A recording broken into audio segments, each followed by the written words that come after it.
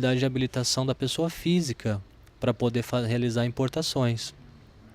Então, toda e qualquer pessoa física ou jurídica, mas aqui falando mais direcionado para a pessoa física, que pretende realizar qualquer tipo de importação, ela pode estar entrando até no site da Receita Federal, procurando a legislação pertinente ao caso, que no caso é a Instrução Normativa número 650, e preenchendo os requisitos estipulados na própria instrução, requerer, junto à Receita Federal, a qualquer delegacia que é mais próxima de Araraquara, a sua habilitação e proceder à importação do produto que desejar. Interessante. Agora, na área de produção de provas, você explicou um pouquinho, mas acho que é uma área importantíssima da gente frisar o que é prova, o que não é prova, onde se inicia, o que se busca com as provas. O direito, ele pede provas para se haver uma condenação. Então explica um pouquinho melhor sobre a produção de provas, que eu acho que as pessoas ficam curiosas. Em que momento eu estou produzindo ou não provas e como eu posso produzir prova para me defender, inclusive? Eu vou tentar falar de forma genérica, porque a gente não tem uma situação específica. Mas o que acontece? No mundo do direito, a situação sem prova, infelizmente, quando ela é levada para o judiciário, é até difícil, às vezes, muitas vezes a gente acaba se deparando, até com os próprios clientes no escritório, com situações que a gente sabe que a pessoa tem o direito, que ela foi lesada, mas infelizmente a gente não consegue provar, não consegue demonstrar o que a pretensão. Então, o que a gente busca? Busca sempre detalhes da situação. Na área tributária, é uma questão de detalhes que fazem a diferença. E principalmente, quando a gente fala de processo administrativo tributário, que a gente fala de auto de infração, de impugnação administrativa, a gente tem que sempre estar ligado à questão da legalidade, à questão do fisco obedecer às regras para poder fazer o lançamento do tributo. Hoje, mais da metade das infrações tributárias são anuladas ou administrativamente ou judicialmente por erros do próprio fisco no lançamento do imposto. Então são situações, por exemplo, todo auto de infração que é inscrito em dívida ativa depois de exaurido o julgamento, ele vira uma certidão de dívida ativa, que é sempre o que vai embasar a sua execução fiscal.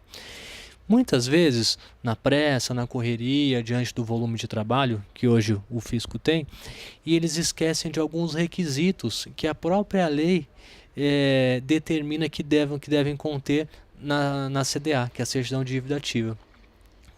No caso, ou o contribuinte ou o advogado atento a esses detalhes, ele consegue anular essa CDA. Por quê? Porque ela não preenche os requisitos mínimos estabelecidos na legislação.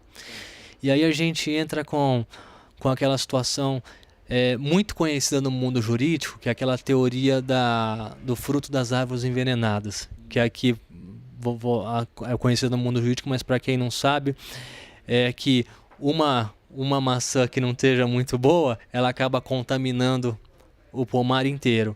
Então, um requisito da certidão de dívida ativa que não esteja em acordo com a legislação pertinente, ela vai contaminar toda situação. Então, o que vai acontecer? Esse auto vai ser anulado. E aí todo mundo pergunta, tudo bem, mas eles não podem fazer isso tudo de novo?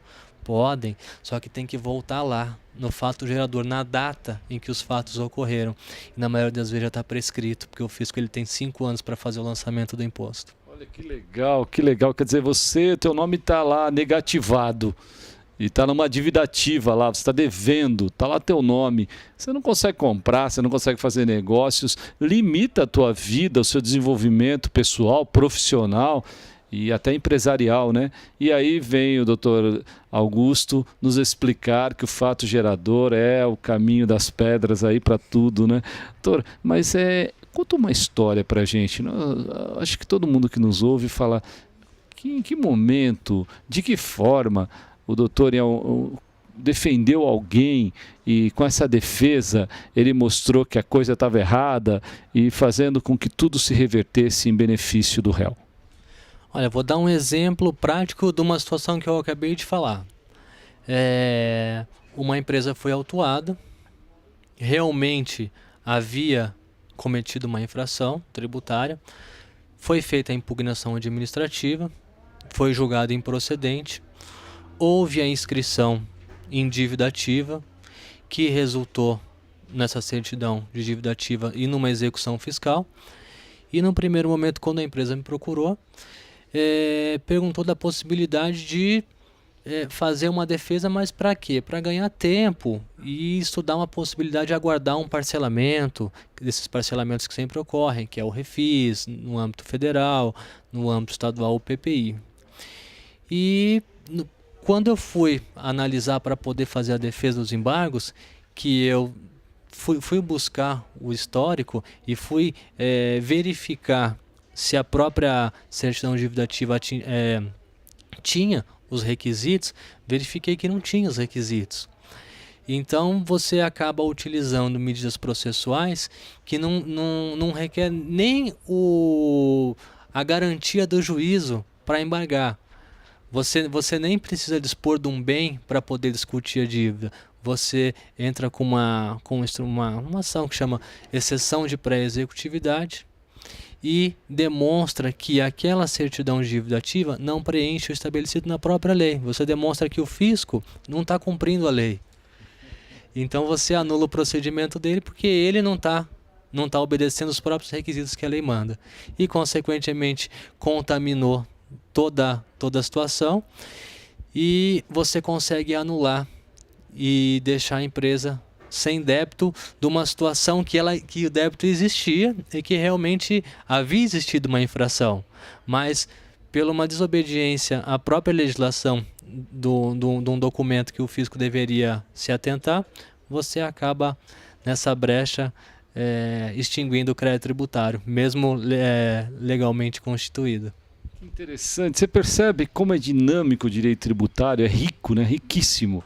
Agora, se compararmos o direito tributário brasileiro com o direito tributário português de outros países, modifica-se muito a forma de atuação. A legislação, quando comparada, elas se aproximam ou se distanciam cada dia mais. Como que cada país está lidando com essa história? Porque é muito dinâmico.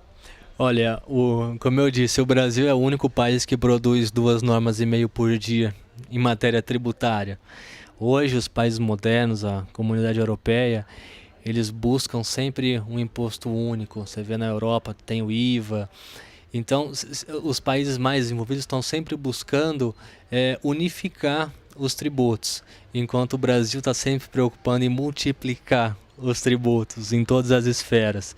Então eu entendo que em matéria tributária o Brasil tem muito a avançar, tem muito ainda a aprender com os países mais desenvolvidos e deveria se preocupar mais em facilitar a vida do contribuinte e não em complicar. Não em produzir novas normas, mas aperfeiçoar as normas já existentes.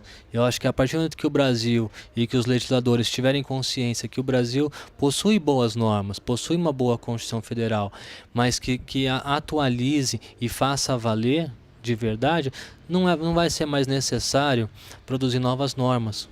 Porque da mesma forma que o Brasil produz 2,5 normas por dia em matéria tributária, hoje o Supremo Tribunal Federal está abarrotado de demandas envolvendo inconstitucionalidades de fatos geradores e lançamentos tributários.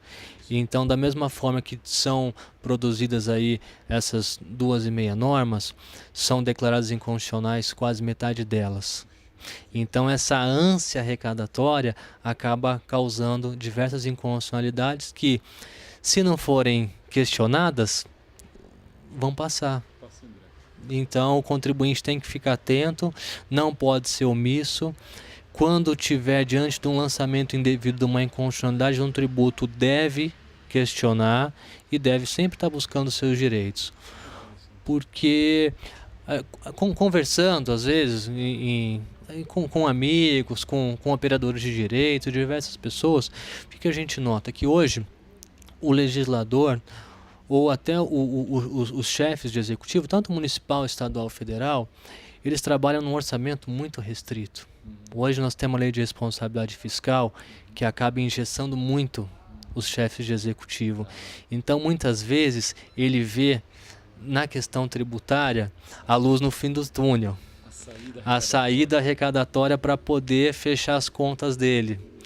Então, de forma, até no meu entender, irresponsável, ele, mesmo muitas vezes sabendo da inconstitucionalidade de um tributo, ele faz o lançamento e, de certa forma, prejudica muitos contribuintes, porque são muito poucos os contribuintes que vão buscar o seu direito e vão arguir essa inconstitucionalidade.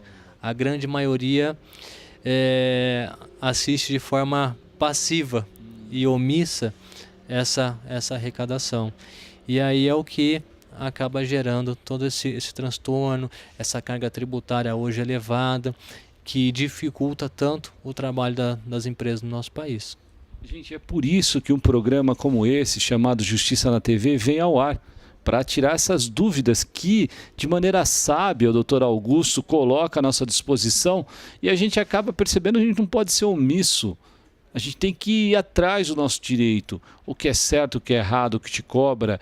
Tem quem pode te esclarecer, sim. Não fique aí. Assim, olha, recebi para pagamento de um tributo. Se questione, realmente esse tributo está correto? A forma como ele está sendo aplicado e tudo que o Dr. Augusto sabiamente nos explicou? Agora eu vou deixar novamente o telefone e o endereço do Dr. Augusto para você tirar suas dúvidas e assim ser um pouco mais justo com você mesmo. Augusto, qual seria o caminho para chegar até você, para tirarmos mais dúvidas nessa área tão importante do direito? Olha, eu vou deixar também o endereço do meu escritório, que fica na rua Padre Teixeira, número 1764, o telefone 3364-3083. Anotaram aí? Eu anotei. Com certeza aprendi muito mais na área de direito tributário. A gente vai se falar e se ver no próximo Justiça na TV.